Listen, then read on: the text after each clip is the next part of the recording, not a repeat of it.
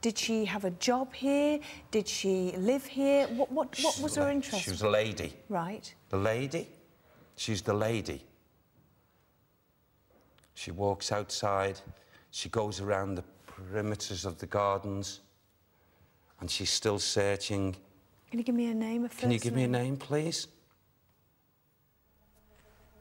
Lady Dorothy. Lady Dorothy? Mm-hmm. Lady Dorothy. Derek's description of this wandering spirit did seem to coincide with previous reports of the so-called White Lady. Thought by many to be Dorothy Southworth, whose Protestant lover was murdered by her Catholic father, to this day, her forlorn spirit is said to reside at the hall. As we move through to the parlour, it is Kieran that notices that the atmosphere is starting to change. Everything all right, Kieran?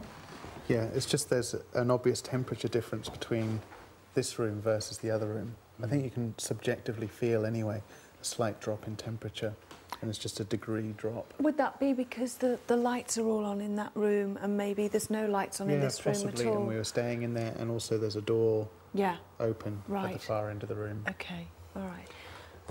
We just entered this atmosphere here, and everything was taken away from me in the view of the crew, all of us, and suddenly I see a lot of people in this area. They're all sitting round and they're all drinking ale, and a lot of them were falling over, and a lot of them were shouting and singing. Sorry, did someone whistle then? I heard something. I heard something coming from that direction over there.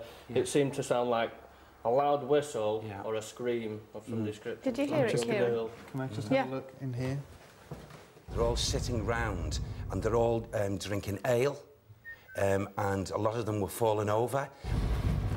Kieran decided to investigate a squeaky door back in the Great Hall, where it was thought the whistling came from. However, the team were not convinced. It wasn't that. I heard that, but that was a creaky door. It wasn't a... I heard a... That wasn't what I heard. It wasn't the same sound? It was a... OK. With no one else in the building at the time, the whistling sound that many of us had heard would, for now, remain without an explanation. Would this be an isolated event, or for some of us, just the start of a night filled with fear? I'm not mad! I'm not mad!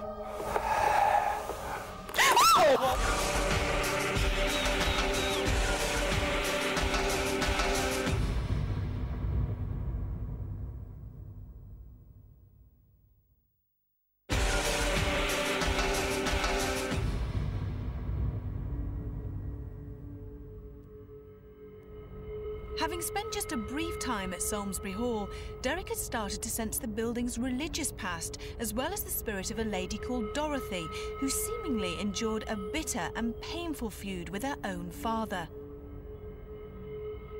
Still perturbed by the mysterious whistle heard in the parlour, we decided to head upstairs towards the long gallery, in the hope of further clarification. You know, coming up into this area as well, I get this, what seems to be following us. And this is not residual energy. I feel that this is active spirit energy, thinking energy of where we're going, of an individual.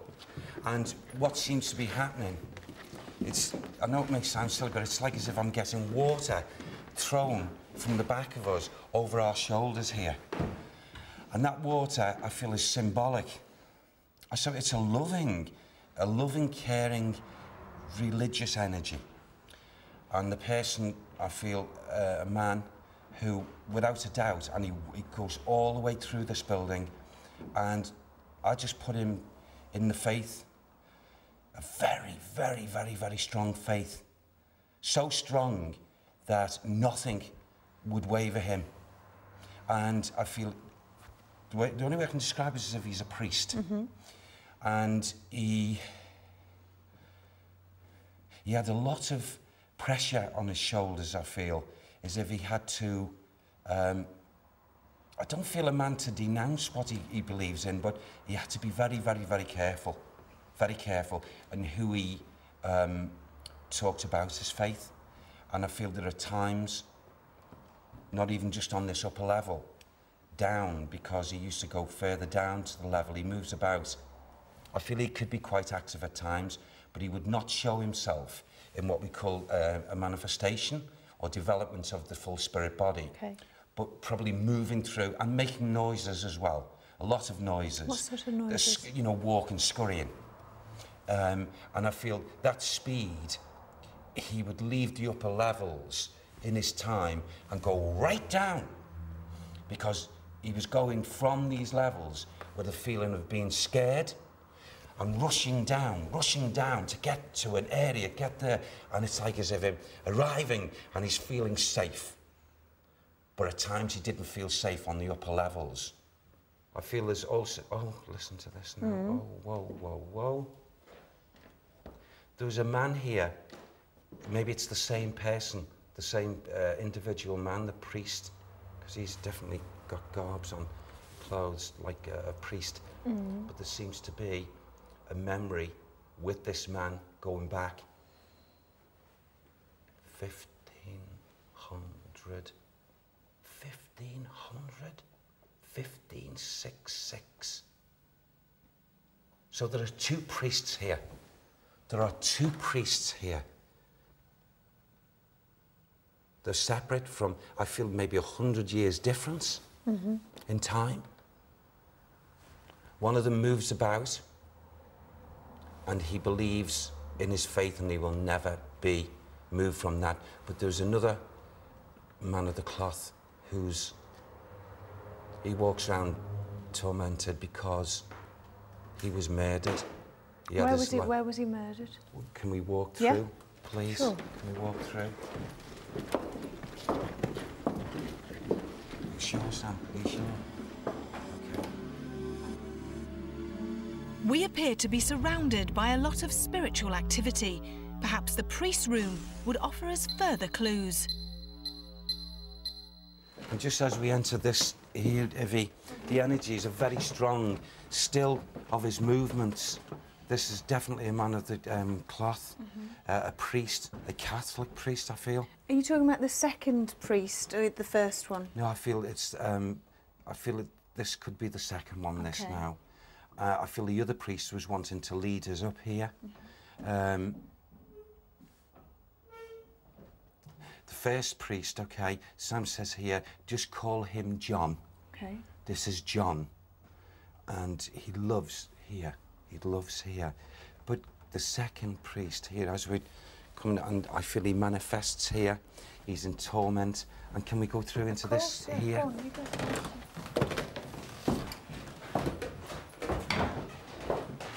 And this is quite, I mean, sorry. This is quite horrible in here. Because as we've entered here, all I'm picking up on the residual energy, it seems to just be, and I can see it, and it's not budging at all.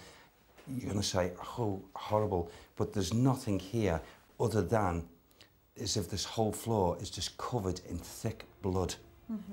Thick blood, a big pool of it. And that pool of blood has come from a human being. And I feel here, please, that this priest has led me here to this other priest. The priest lost his life here. He was murdered. His life was taken from him. So Derek had sensed the separate spiritual energies of two priests. The first, Father John, appears untroubled, a stark contrast to the aura of the other religious figure. Intriguingly, of all the rooms that David Wells had earlier visited, it was here that he had felt a tragic event from Samlesbury Hall's past. Some kind of sadness, I don't know why. Almost like a duty he had to perform, a sadness he had to perform.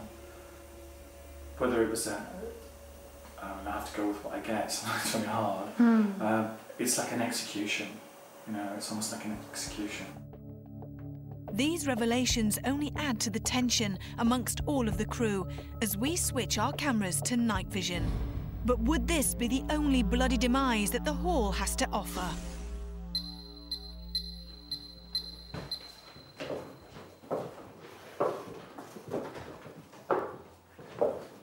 I'll just be mentioning too a moment ago, Ivy, that since walking up to the higher levels,